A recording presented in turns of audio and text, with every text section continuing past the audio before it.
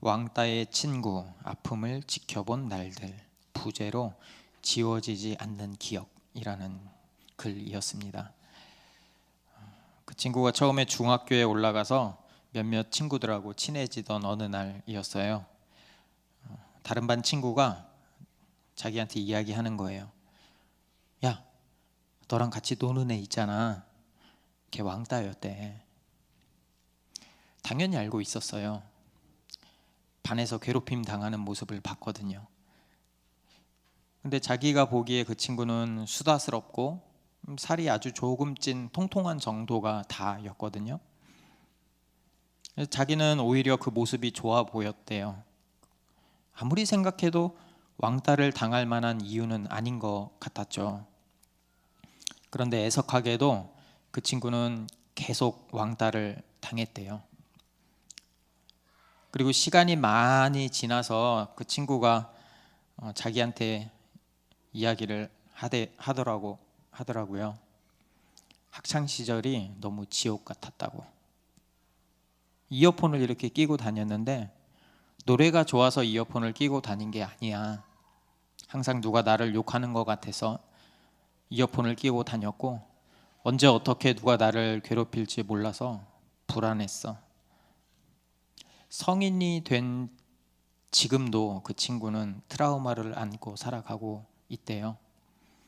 학교도, 사회도, 자기 자신도 그 자신을 안전하게 지켜주지 못했죠. 그 친구는 얼마나 마음이 아프고 힘들었을까요? 그런데 이거보다 더 심한 아픔을 겪고 있는 사람이 바로 나병 환자였어요. 외톨이였고 왕따였고 버림당한 자였고 이런 모든 것들을 짊어져야 하는 사람이 바로 나병 환자였습니다. 넘겨주세요. 네. 나병 환자는 한자예요. 문둥병 라, 병을 합친 말입니다. 말 그대로 문둥병이에요. 살이 썩거나 물러져 힘없이 처져서 떨어지다 라는 뜻의 문드러지다 라는 우리말, 순우리말에서 나왔대요. 그거를 우리 현대 용어로 해석을 해보자면 문둥병은 박테리아가 몸에 침투해서 손과 발이 기형이 되고 눈썹이 빠지고 코가 문드러지는 병입니다. 접촉하면 전염도 된대요. 외형이 끔찍하게 변하죠. 문드러져 내리니까. 그러니까 당연하게 혐오의 대상이 될 수밖에 없겠죠. 그래서 나병 환자들은 자신들에게 다가오는 사람들이 먼 거리에 있어도 저 사람은 나병 환자구나 라고 알 수 있게 머리털을 밀어야 됐고요. 찢어진 옷을 입고 있어야 됐어요. 레위기 13장 45절에 보면 나병 환자는 옷을 찢고 머리를 풀며 윗입술을 가리고 외치기를 부정하다 부정하다 할 것이요. 길을 다니면서도 손으로 입술을 가리면서 외쳐야 되는 거예요. 나는 부정하다. 나는 부정하다. 이렇게요. 그러니까 병이 전염된다는 그 두려움이 있으니까 그들을 사랑하는 가족과도 격리되어야 됐죠. 46절에 보면 이렇게 적혀 있어요. 레위기에 병 있는 날 동안은 늘 부정할 것이라 그가 부정한 즉 혼자 살되 진영 밖에서 살지니라. 그러니까 이 나병 환자의 아픔은 육체적인 아픔이 전부가 아니었어요. 특히 유대인들은 그 문둥병을 보면서 하나님께 저주받은 더럽고 부정한 질병이라고 여겼거든요. 그래서 유대 사회는 그들에게 사실상 사회적인 사형 선고를 내렸습니다. 나병에 걸렸다는 이유로 그들은 부정한 자였고 사회에 끼면 안 되는 암적인 존재가 되었죠. 그렇게 나병 환자들은 멸시와 소외를 당하면서 공동체에서 추방됐어야 해요. 분명히 하나님의 나라의 백성이라고 하는데 실제로는 그 신분이 박탈된 거죠. 이미 그들은 사회에서 죽은 존재인 거죠. 그렇게 할 수밖에 없었던 사정이 이해가 돼요. 우리도 얼마 전까지 코로나19 사태를 겪었잖아요. 코로나에 걸린 수많은 사람을 격리 조치했죠.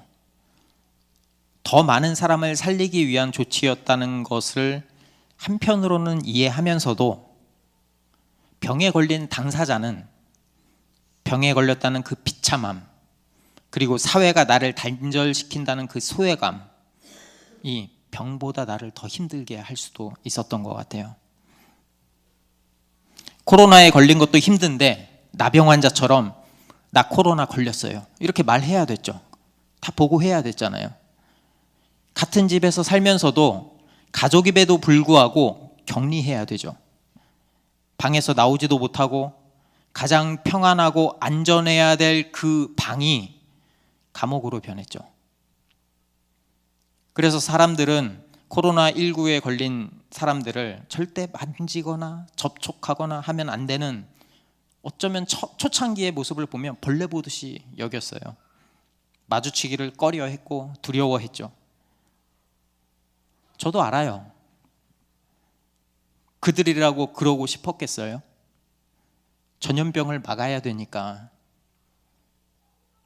하지만 많은 사람들이 사랑하는 사람과 작별 인사조차 하지 못하고 차가운 병원에서 죽었습니다. 그때 그 한 사람은 인간이라기보다는 마치 좀 심하게 이야기하면 처리해야만 하는 암적인 존재처럼 여겨졌던 것 같아요. 질병뿐일까요? 직장에서도 모든 게 피라미드 구조죠. 사원이 한 100명이면 거기서 임원은 한 명도 나오지 못할 수도 있어요. 위로 올라갈수록 올라갈 수 있는 길은 가팔라지고 좁아지죠. 그렇게 치열하고 경쟁하고 사는 게 힘든 인생 속에서 우리는 속으로 끙끙 앓고 좌절하죠. 많은 사람들이 40대, 50대에서 직장을 나오거든요. 사회로부터 그때부터 단절되고 고립된 채로 아프고 외롭고 한 줄기 빛도 없는 것처럼 살아가는 우리가 바로 나병 환자죠. 그런 나병 환자에게 무슨 희망이 있을까요? 어떤 삶의 희망과 의욕이 있을까요? 무엇을 한들 내 인생은 살만하다고 이야기할 수 있겠습니까? 원망도 했겠죠. 그런데 거대한 사회의 벽 앞에서 결국은 체념하고 포기할 수밖에 없었을 거예요. 그저 나는 그런 존재구나, 나는 저주받았구나, 어쩔 수 없네, 이렇게 자책하는 시간이 지나면서 포기하고 체념했을 거예요. 이처럼 이런 문둥병이라는 거는 썩어서 문드러지고 죽어가는 그 죄의 파멸적인 모습을 잘 보여줍니다. 부정적인 모든 경험, 괴롭고 외롭게 살아가는 모든 것들이 우리네 인생의 죄의 결과인 거죠. 그런 문둥병자에게 한 가지 소원이 있다면, 이룰 수 없다는 걸 알지만 그래도 바라는 한 가지 소원이 있다면, 나도 깨끗해지고 싶다 아닐까요? 그런데 소식이 들리는 거예요. 예수라는 자가 나타났는데 귀신을 쫓고 병든 사람을 고친다는 거예요. 갑자기 나병 환자의 눈이 번쩍 뜨였죠. 나도 고침을 받을 수 있을까? 버려지고 단절된 왕따 같은 내가 다시 공동체로 돌아갈 수 있을까?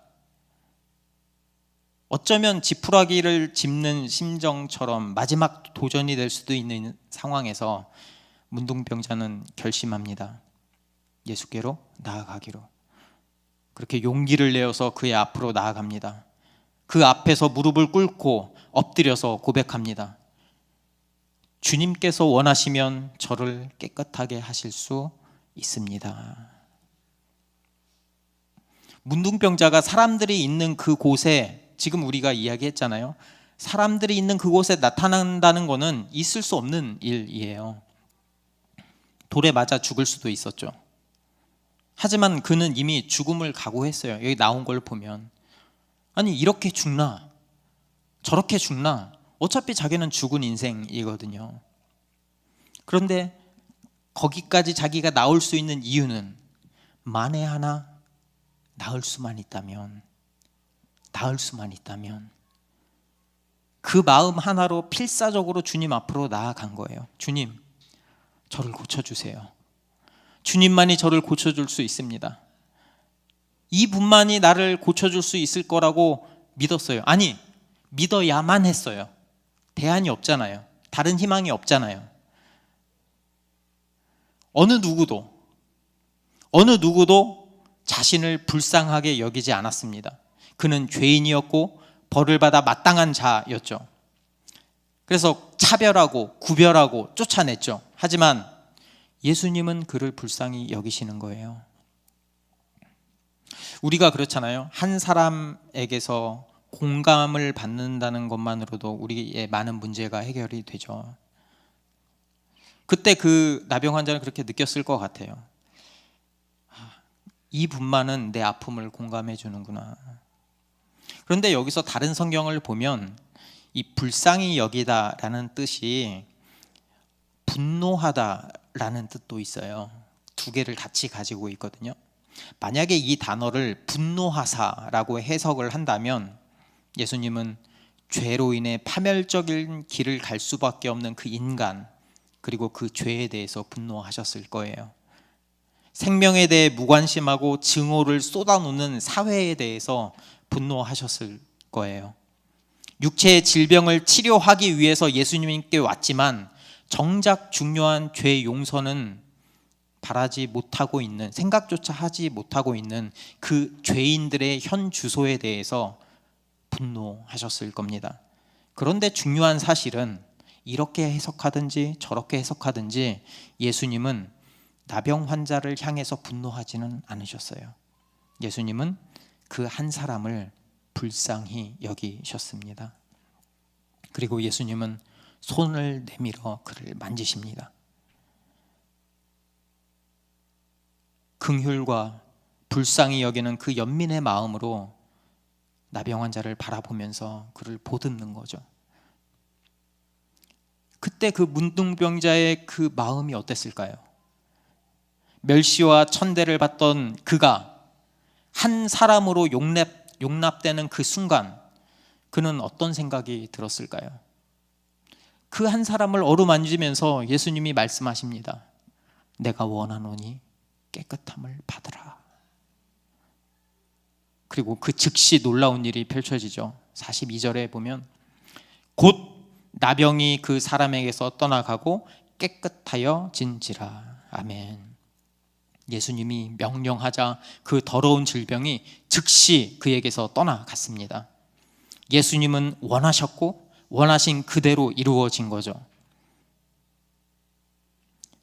예수 그리스도의 그 한 사람을 향한 연민과 애정이 사회로부터 단절되고 저주받은 이 사람한테까지 이른 거죠.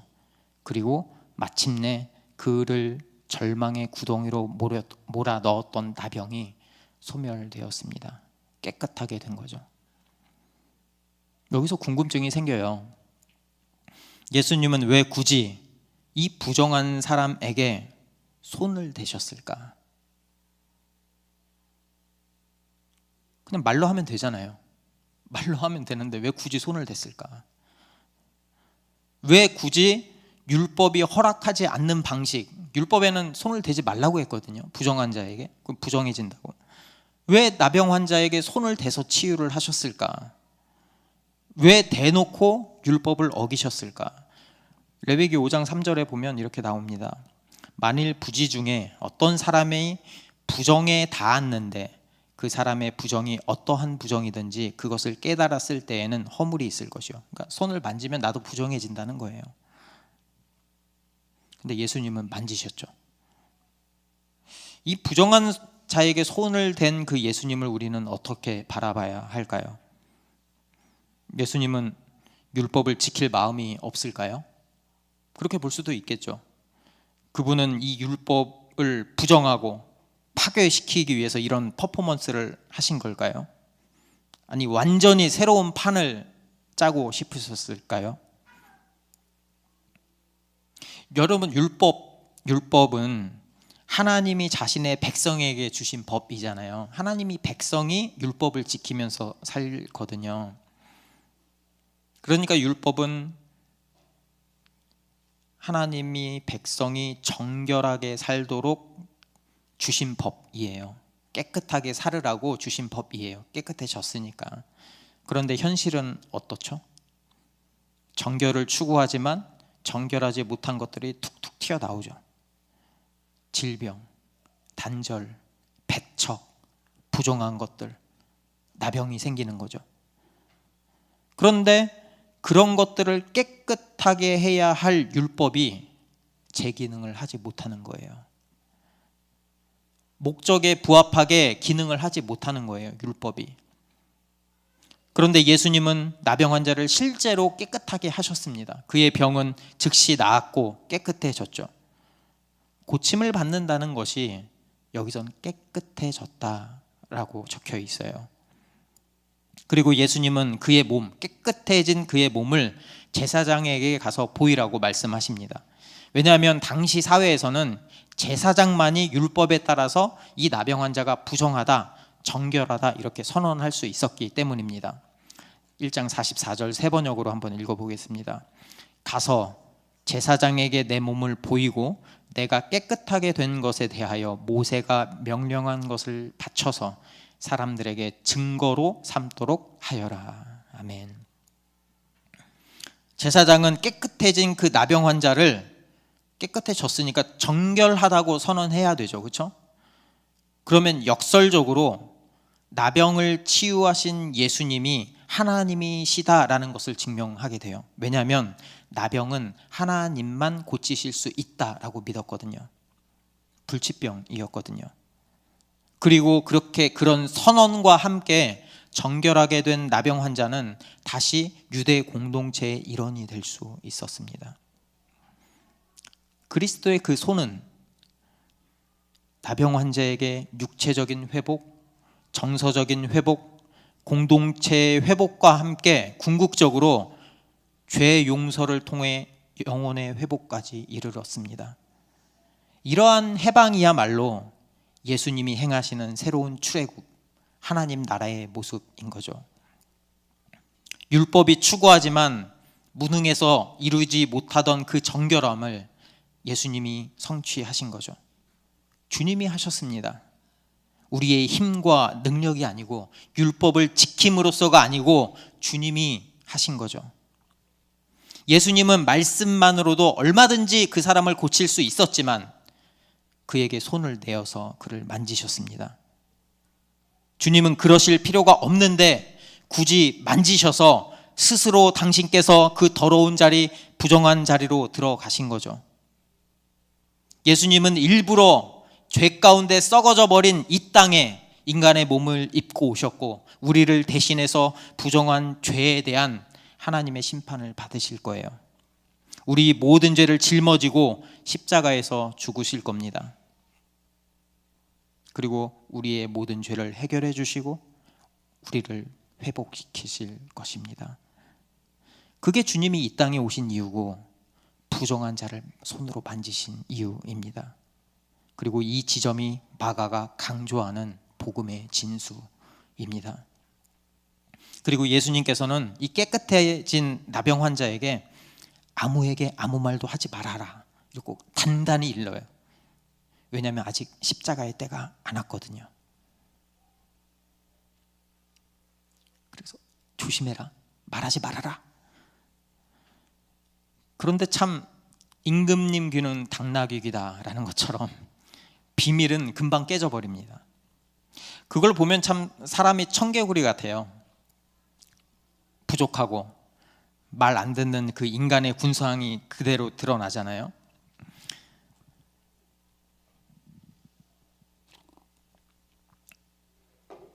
그래서 그 사람이 동네방네 막 가면서 내가 나았다고 막 떠들고 다닙니다. 그러니까 덕분에 사람들은 그 사람을 보면서 예수님이 더 유명해졌을 거잖아요. 그러니까 예수님이 드러내놓고 동네에 들어가지도 못하는 거죠. 너무 유명해지니까. 그러니까 외딴 곳에 이렇게 머무셨어야 됐어요. 1장 45절 한번 같이 읽어볼까요? 읽겠습니다. 그러나 그 사람이 나가서 이 일을 많이 전파하여 널리 퍼지게 하니 그러므로 예수께서 다시는 드러나게 동네에 들어가지 못하시고 오직 바깥 한적한 곳에 계셨으나 사방에서 사람들이 그에게로 나아오더라. 아멘. 저는요, 그 나병 환자의 심정이 너무 이해가 돼요. 얼마나 기뻤을까? 얼마나 좋았을까? 도무지 상상할 수 없는 일이 일어난 자신의 몸을 보면서 믿기지 않는 거예요. 얼마나 많은 눈물을 흘렸을까? 깨끗해진 몸을 볼 때마다 자신을 불쌍히 여기시고 손을 내밀어 만져주시는 그 예수님이 떠오르지 않았을까요? 그분의 따뜻한 손길과 따뜻하고 애틋한 한마디, 내가 원한다, 깨끗함을 받으라. 그 소리가 평생 잊혀지겠습니까? 이제는 마음껏 사람들과 어울려서 살아갈 수 있는 자신을 보면서 그때마다 예수님이 생각나지 않았을까요? 하나님께 저주받았다는 낙인이 찍혀있던 그가 그 죄가 용서받았다는 감격을 어떻게 숨길 수 있어요? 어떻게? 그래서 그랬어요. 멈출 수가 없었어요. 참을 수가 없었어요. 나가서 사람들에게 그 복음의 소식을 전하기 시작한 거예요. 내가 나았다고, 내가 고침을 받았다고, 저주받은 나를 예수님이, 누구도 찾아보지 않았던 나를 예수님이 모두가 배척했는데 그분이 나에게 손을 내밀어 만져주셨다고, 그분이 깨끗하게 되라고 말씀하시는 그 즉시 내가 깨끗해졌다고, 지금 내 모습을 보라고, 제사장도 내가 정결해졌다고 증거해 주지 않았냐고, 나 이제 깨끗하다고. 그렇게 하신 분이 예수라고, 그분이 진정한 메시아라고, 그분이 구원자라고. 얼마나 구원의 감격이 컸으면 예수님이 그렇게 단단히 말하지 말라고 주의를 줬는데도 참지 못하는 거예요. 바랄 수 없는 중에 받은 그 사랑이 크면 사람이 참지 못해요. 그 한 사람을 통해서 복음이 전파됩니다. 그게 바로 예수 그리스도의 좋은 소식, 복음의 힘입니다. 그 복음은 한 영혼을 살리고 구원받은 그 사람을 통해서 널리 퍼지게 되는 겁니다. 그런 교회의 모습, 우리가 교회잖아요. 그런 교회의 모습을 보고 듣고 사람들이 궁금해서 찾아오는 거예요. 그게 전도죠. 그리고 우리를 통해서 예수를 보고 또 한 사람이 주님을 만나게 되는 거죠. 우리는 종종 힘든 삶을 살아가면서 이런 생각을 하는 것 같아요. 예수님이 나 같은 사람 사랑하실까? 내가 이렇게 힘들고 어려운 문제 가운데 있는데 그분은 내 문제를 해결하기 원하실까? 이런 의심을 할 때도 있는 것 같아요. 하지만 예수님은 우리를 사랑하십니다.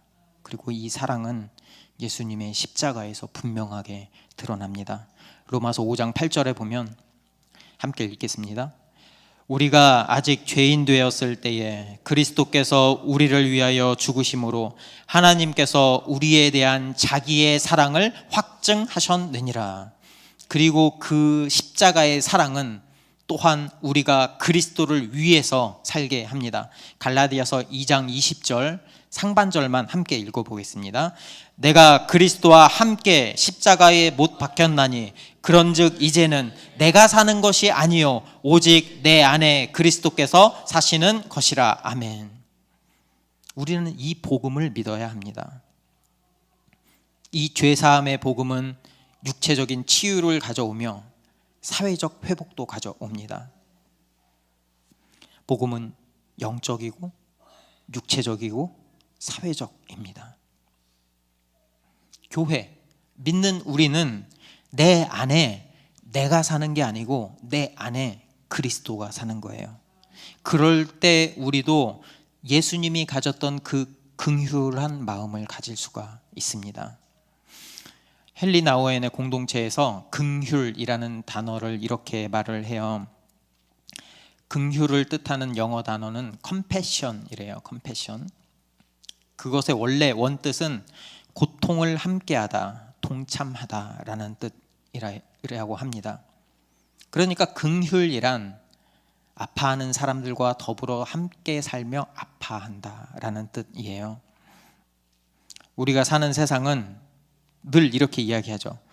네가 다른 사람들과 다른 걸 기뻐해라.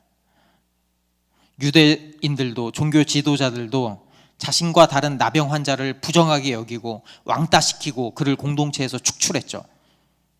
어쩌면 우리도 내가 나병 환자가 아니라서, 나는 저 사람처럼 가난하지 않아서, 나는 아프지 않아서, 나는 소외되지 않아서 감사하다고 기도하고 있지는 않습니까? 하지만 복음은 네가 다른 사람들과 같은 걸 기뻐하라 라고 말합니다. 왜냐하면 우리 모두가 나병 환자이기 때문이죠. 하나님의 능력이 아니면 치유될 수 없는 존재가 바로 우리이기 때문입니다. 죄로 얼룩져 있고 그렇게 하나님과의 관계가 깨어져 버리고 영적으로 죽었고 육체적으로도 죽음을 향해서 갈 수밖에 없는, 그렇게 피라미드의 정점을 향해서 서로 으르렁거리고 배척하고 자기만 위하는 그 죄된 모습, 나병 환자이기 때문이죠. 예수님은 소외된 자를 외면하지 않으셨습니다. 불쌍히 여기셨어요. 이 컴패션, 불쌍히 여기다는 애간장을 태우는 마음이 있다는 거예요. 심장이 아프다는 거예요. 예수님에게 그 컴패션이 있었어요. 그래서 아파서 신음하는 우리의 자리에 오셔서 만져주시고 깨끗하게 하신 거죠. 예수님의 십자가 죽음과 부활로 이제 그분을 믿는 우리 모두는 그 죄에서 노임을 받았습니다. 해방되었습니다. 이제 새로운 신분을 획득하게 된 거죠. 이제 우리는 하나님의 자녀라는 그 보편적인 인간성을 갖게 됩니다. 그 하나됨을 누릴 때, 그 교회됨을 누릴 때 우리는 다른 사람의 기쁨과 고통과 상처와 소외와 그 씨름을 그냥 나 몰라라 하지 않아요. 진심으로 함께 동참하게 되는 거죠. 그리고 그 고통에 동참할 때 역설적으로 우리 안에서 기쁨의 샘이 넘쳐 흐르게 됩니다. 왜냐하면 한 영혼을 불쌍히 여기고 죄에서 건지는 그 예수 그리스도의 기쁨에 저와 여러분이 함께 동참하기 때문입니다. 내 안에 그리스도가 살 때, 내 안에 그리스도가 있을 때 우리는 연약하고 아프고 깨진 한 사람을 보면서 배척하지 않고 멀리하지 않고 품어주고 아파해주고 애끓는 마음을 가지고 다가갈 수 있습니다. 그게 주님께서 걸어가신 길이거든요. 그 길을 우리가 기쁨으로 감당할 수 있습니다. 소외된 한 사람에게 다가가서 내가 원하노니 라고 말씀하시고 자신을 기꺼이 주신 예수님처럼 우리도 그 길을 걷게 될 것입니다. 아무리 옆에서 뜯어 말려도 전하지 않을 수 없어요. 복음의 은혜가 얼마나 크면 견딜 수 없는 거죠. 은혜를 받고 나면 참을 수가 없어요. 그 은혜를 전하고 싶어서. 왜? 나만 누릴 수 없거든요. 예수님은 우리를 보면서 이렇게 말씀하세요. 안녕, 내 소중한 사람아. 그 사랑을 안다면 우리도 아파하고 힘들어하고 넘어져 있는 그 사람에게 다가갈 수 있어요. 안녕, 예수 그리스도의 소중한 사람아. 이렇게 외치면서 손을 내밀 수 있습니다. 서로 안아주고 다독여주고 아파하는 그 공동체 가운데 진정한 하나님 나라의 복, 기쁨과 평안을 누리게 될 것입니다. 혹시 내가 아무것도 아니라고 생각될 때, 희망이 없다고 여길 때, 삶이 절망적일 때 주님을 찾기 바랍니다. 그 주님은 우리에게 손 내밀어 주시고 우리를 회복시켜 주실 것입니다. 육체의 병, 마음의 병, 사회적인 병뿐만 아니고 우리 영혼의 깨짐까지 모두 다 회복시켜 주실 것입니다. 내가 안다. 내가 너를 사랑한다. 나의 가장 소중한 사람아. 우리 모두 그 주님을 바라보고 내 안에 계신 예수 그리스도의 마음으로 그 사랑을 전하는 공동체가 되기를 기도합니다. 함께 찬양하면서 기도의 자리로 나아가겠습니다.